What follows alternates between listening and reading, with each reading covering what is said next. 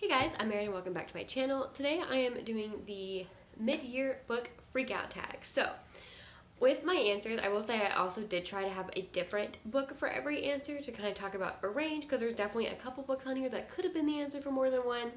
So, question 1. Best book you've read so far in 2021. So this question was probably the hardest question. I narrowed it down to like a handful, but I had a hard time choosing, and so I finally got it down to 2 books.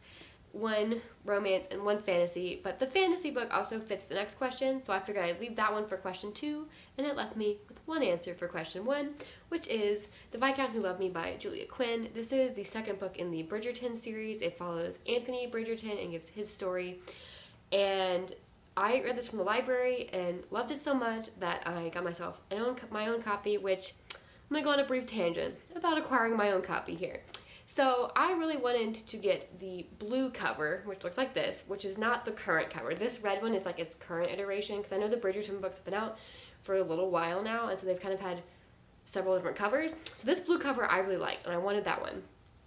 But I figured if I can't get that one, this red one's fine, but I would get it without the sticker, because if I go into a bookstore, they all have the sticker, the fake sticker, which if they didn't, I probably just would have gotten this one originally to save the hassle of trying to find a copy. But I was like, I want to find the blue one because I can't get that in stores, and I can't get a non-fake sticker one in stores. So I'm looking for the blue one on like eBay, used bookstores. I can't find any that are reasonably priced. They're all like $30+, which for a $8.99 mass market, I was like, it's not worth that much to me. It's not. So I was like, okay, well, since I'm looking at all these used bookstores, I'll just find, the red cover, but without the fake sticker. I was like, Bridgerton only came out a couple of months ago at the time of me buying this book. Like, all the currently new published ones have it, but it's not like it's been years of this having it. Like, surely I can't look too hard for a used copy that doesn't have it. So I found one. The picture didn't have the fake sticker on it. I ordered it, showed up, and look, you may have guessed the ending because I'm holding one with a fake sticker. The fake stickers didn't bother me that much. Like, I don't love them, and I would love to not have them, but I don't think they bother me as much as a lot of people. But this specific fake sticker, like, leaves me irate because of how much effort I went through to not get it and still ended up with it. So when I got it, I thought about being like, well, maybe I could be like, this isn't what the listing was, but I was like, it's not worth that. It's not worth that hassle. I'll just keep it. So anyways, side tangent over. I have myself this copy of The Viscount Who Loved Me because I loved it. Question 2, best sequel you've read so far in 2021. And my answer for that, again, is the second book I narrowed down to just overall favorite, and that is Call of the Bone Ships by R.J. Barker. I adore this series so much, and book 2 was amazing. I read this in May, so this is a recent read, and I regret waiting that long to read it. Like, I've had this book since it came out in November. Really classic. Really, that's what I always do. I get new books and then wait months to read them, even when they're highly anticipated sequels to books I loved. I can't explain it. It's just the way I am. I do it with music too. I like artists I like will come out with new music, and I'll just like not listen to it for a while. I'll be like, yeah, I'm so excited, and then it comes out, and I'm just like, don't know why I am this way, but here we are. But so I did finally pick it up and adored it. But so I love these characters. I love these characters so much that one of the characters I'm using as a basis to build my next D&D character off of, because she's a freaking badass and I love her and I love the story, and I'm very excited to see where it goes in book 3, which maybe I'll pick up closer to when I actually acquire it this time. We'll find out. Question 3, new release you haven't read yet but want to. And again, this could be so many because I always do that. I'm like, oh, I'm so excited, and then like 10% of the time I pick it up quickly. I am getting better though. We are improving.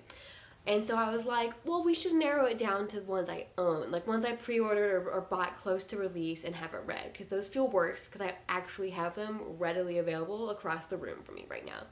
And so the one I decided to pick up, because there's still several on the list if we narrow it down that way, but the one I landed on as an answer for this question is The Mask of Mirrors by M.A. Carrick. And so this book is by an author duo, and half of that duo is Marie Brennan, who is one of my favorite authors because she wrote my favorite all-time completed series, The Memoirs of Lady Trent. And so this book was partially written by one of my favorite authors. I was excited for months leading up to it. I pre-ordered it. I still haven't read it. What's wrong with me? I don't know. I've heard good things from booktubers I watch too. Like, I've heard hype in addition to the hype I had pre-built for myself, and yet it just sits unread on my shelf. So if I haven't read this by the end of the year, I don't know what I'll do. And I gotta read it by the end of the year. Question 4, most anticipated release for the second half of the year. And so I did choose 2 answers for this because one of them felt like a repeat answer, and I said I didn't want to do repeat answers. So the repeat answer would be the 3rd book in this series, and it doesn't have a cover reveal, so I can't put it up, but I'm sure it will be stunning, like this one. And it is called The Bone Ship's Wake by R.J. Barker, and I believe it comes out in September. And it's the last book in this trilogy, and I cannot wait for it. But my second answer, which is not a pseudo-repeat answer, is The Play of Shadows by Sebastien de Castell. This is a spin-off series from the Greatcoat series, which are sitting right behind me, which I love. This is also one of my favorite all-time completed series, and this is a spin-off that I think takes place like 10 or 20 years later, and it follows like a daughter or granddaughter of one of the Greatcoats, and I cannot wait. I thought it came out in April, and then I thought it came out in June, and I think now it's coming out in September, so I don't know if it just got pushed twice or if I'm just bad at reading dates. Both are possible, but I cannot wait for it to come out. I will probably pick it up and not read it for 6 months, but maybe I'll read it sooner. We'll find out. Question 5, biggest disappointment. This was an easy answer. Let me tell you, this might have been the easiest answer of the whole tag here, and that is To Sir Phillip with Love by Julia Quinn, which is book 5 in the Bridgerton series. So this was a disappointment for 2 reasons. One, because I had been enjoying the Bridgerton books before this one, and so it was just like the precedent of having enjoyed the series made this one disappointing because I didn't like it and I liked the others. In addition, this was Eloise's story, and I really like Eloise, and so I was so disappointed at how dirty she got did in this book. Like, this book was not good. She deserves so much better than Sir Philip. I really just didn't like Sir Philip. That was the thing. I didn't like him at all. I thought he was irredeemable for several reasons, and so I just wanted better for Eloise in her book. Like, of the Bridgerton characters, or Bridgerton siblings, was not attached to all of them pre their books, because some of them play very small roles in book 1, which is what the show was based off, and so I really hadn't seen a lot of them yet. But Eloise is one of the ones I was attached to. So I was so disappointed I didn't like this book. And here we are. So that's my biggest disappointment. Question 6, biggest surprise. And that one would be Firekeeper's Daughter by Angeline Boulley. This was a surprise because this is a YA mystery. And these days, I really don't pick up YA that's not YA fantasy. I'm just kind of moved on from some of the other YA genres and really only pick up fantasy. And so this was a YA mystery, as I just said. And I ended up picking up because some of the booktubers I watch, whose opinions I value, had really great things to say about it. So I was like, okay, I'll give it a shot. You know, it was a book of the month option, so I was like, yeah, we'll throw it in there. And I really loved it. I read this in June, and June is not quite over yet, and I think I might finish another book or 2 before the end, so this might be speaking a little soon, but I think this was my favorite book from June. And I just really liked it. I read it in a whole day, and it's like pretty long, so like I read fast, but still reading like a 500-page book in one day is still more than I usually do. And it was just so engrossing. I really liked the character. The mystery had me totally hooked. I enjoyed the setting. I really liked kind of the culture we see in this book. And so yeah, I just loved this book. I guess I just didn't, even hearing so many good things about it, I just didn't go into it with really any expectations. I was just like, we'll see what happens, and I just loved it. So this was my biggest surprise so far of the year. Question 7, favorite new author, debut or new to you? So this answer is a new to me, not a debut, and I think that will be Sarah Beth Durst. And so I'm holding up her Queens of Renthia series, because I read all 3 of these this year, and I really liked this series. This was not like a 5-star across the board series. It was like a 4, 4.5, 4, but I did really enjoy it. I think this is a really, really solid trilogy, and I had never read her before, but this series definitely has piqued my interest into checking out several other books. I know she writes across middle grade, YA, and adult, and so she has a couple other adult releases, including a new one from this year that I am very interested in picking up, and whatever else she continues writing. So I think of the new authors I've read this year, I think she's one of the only ones I've read more than one of that was a new author, and I definitely usually wait until I read more than one book to like declare favorite authors, so that's definitely also part of it. And so yeah, I'm definitely very interested in picking up some of her other books after reading this trilogy. Question 8, newest fictional crush. So this ended up being a harder answer than I thought, because I was like, oh, I read a ton of romance novels, so obviously one of those. But I was like, I liked the heroes in like pretty much all the romance books that I've, or at least all the romance books I read this year that I liked. I really liked the heroes, but none of them stick out as like crushes in that way. Like I guess maybe I just like don't get book crushes like I did when I was in high school. But I did finally choose one, and that is Simon from Well Met by Jen DeLuca. I just like really liked the way he was super into the Renaissance fair. I just thought it was very cute and endearing, and I was pretty into it. I like the Renaissance fair. That was kind of a cute nerd. He had a cute nerdy teacher vibe going. I was kind of into that. So this is probably the closest answer I have for this question. Question 9, newest favorite character, and that would be from the Stormlight archive, Angeline. So I'm holding up Way of Kings, but this is specifically from reading Rhythm of War. So I just loaned out Rhythm of War to my friend literally this morning, so I don't have it to hold up. But from reading Rhythm of War, Shannon, who used to be my favorite character in the series, was usurped by Angeline as my new favorite character in the series, and I go into a lot more detail about why in my Rhythm of War review, which I'll link. But after book 4, there's just like the way he acted and like kind of some of the things he did in that book. I just really, really liked his character in that book. And so he just rocketed up that list to new favorite character in the series. And he really stood out as kind of just one of my new favorite characters of this year in general. And yeah, I just love him. He's great. I can't wait to read him in book 5. Question 10, book that made you cry. So this one was hard because I don't often cry in books. It happened occasionally, but it's not often.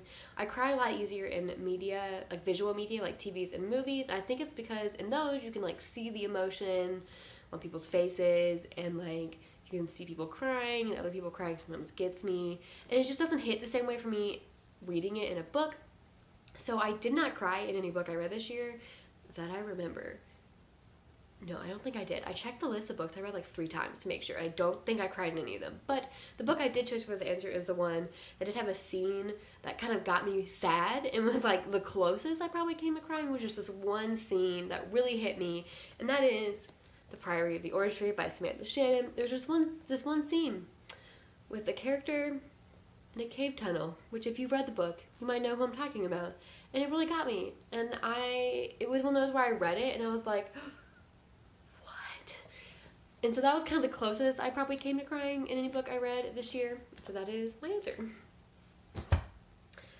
Question 11, book that made you happy. And so for this answer, I'm going to be honest, might be the most generic booktube answer I could possibly give, but alas, it is the answer, and that is The House in the Cerulean Sea by T.J. Klune. I mean, what can I say about this book that you probably haven't already heard? On booktube, it's a warm hug in a book. It's so wholesome, and it was.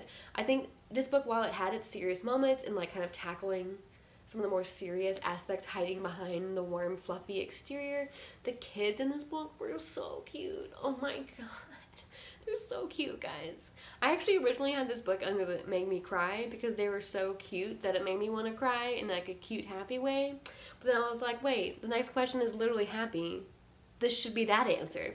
So the kids are so cute. Chauncey with his bellhop, adorable. Lucy with all of his little antichrist ramblings, love it. Talia with her little garden. I want to be Talia when I grow up. What can I say? But anyways, so this one, so cute. Question 12 is the most beautiful book you've bought or received this year. And so I have 3 that we're just going to flash up real quick. And so I will say these aren't necessarily my favorite covers of the books I've received, because a lot of my favorite covers are not what I would call beautiful. I just think they're cool looking. And so these are my favorite of the ones that I would classify as like beautiful. And so first is The Lost Queen by Signe Pike. I love the scene, this like mountain scene with the running and the dress and like all this design. I just think it's so pretty. And then I have The Lost Apothecary by Sarah Penner. Again, the colors on this book, stunning.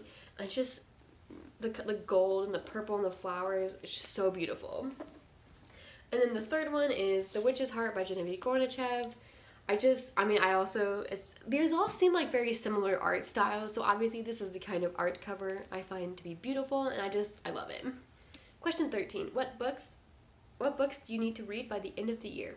So for this one, there's 3 categories, or like 3 lists to look at for me to have pulled an answer from. The first being NetGalley arcs I have and have not read. The second being the video I did of series I want to start. And the third being the video I did of 5-star predictions. And so I was like, oh, I'll just list all of those from all 3 places. And then I looked up those videos and those lists, and I realized how badly I've done on those lists, those videos. The series I want to start, I think I've started 3 out of 10, maybe 4. I can't quite remember now. 3 or 4. And the same with the 5-star prediction. I think I've read 4 of them. So I was like, I'm not going to list 16 books in this, so I'm going to go with the 2 NetGalley arcs that I have not read yet. And also, of the 3 lists, if I had to only choose one to finish by this year, it'd be that one, because publishers gave me books to review, and I would like to review them and be a good arc reader, whereas the other list is entirely just for my own challenging, right? So I have 2 books, NetGalley arcs, that I have out that are both being published later this year that I need to read this year. So my first NetGalley arc I have is Among Thieves by MJ Kuhn. This is an adult fantasy standalone that comes out in September, and it's a fantasy heist novel. And I love fantasy heist novels, so all in on that one. Very excited. I will probably be reading it in August, because I've been tending to try and read my arcs like the month before they come out, so I'll probably be reading this around August. And the second arc I have is an adult romance arc called The Donut Trap by Julie Tew. This is about a girl named Jasmine who has returned home and has been working in her parents' donut shop, kind of just getting into kind of like a boring life routine, and then the shop falls into like danger of being closed, and so like she's trying to help her parents even more, and then she finds what she thinks will be more help in this old college crush named Alex. So the parents think he's perfect for her. He's Chinese like they are, and like they're really into that. And then one day they kind of revealed maybe he isn't as perfect as they think she is, and maybe she isn't as perfect as she wants him to think she is. So this sounds good. It's compared in kind of like the little like catchy blurb as for fans of Kim's Convenience. And when I requested and got approved for this arc, I'd never seen that show, but I've recently been binging it on Netflix and I love it. So that comparison has gotten me more excited for this. So this book comes out in November, so I'll probably read this in about October. Question 14, favorite video or post you've done so far this year? And I don't really know what my answer is. I don't know. I've enjoyed all the videos, but I don't have one standout one as one I've really liked. I do have one video idea that I'm really excited to do, but it's one that, because of what it is tied to a specific time of year. So I can't do it till that time of year comes around later. And so like, honestly, that idea is the one I'm most excited for. It hasn't happened yet, but I don't know. I've just kind of enjoyed all my videos. I feel like I don't do enough different creative things to like have a standout, because I'm not the most creative video idea person. So last question 15, favorite book community members. So this one was also hard because I follow so many booktubers and I kind of just like all of them. That's why I follow them, you know? But if I had to pick some right now that I'm super enjoying, I would say Yolene from Yolene Reads. I really like her channel a lot. I like commenting on her channel, and then I also have been really enjoying Sarah Reads. She's just so calming. Listening to Sarah talk about books is just so calming. I'm just really into it. So those are the 2 I'd probably say, though I could name so many. And so yeah, that was my mid-year book Freakout tag. If you've read any of the books I talked about, let me know what you thought of them, or if you have any answers to what your favorite books of the year have been, let me know in the comments down below, and I'll see you in my next video.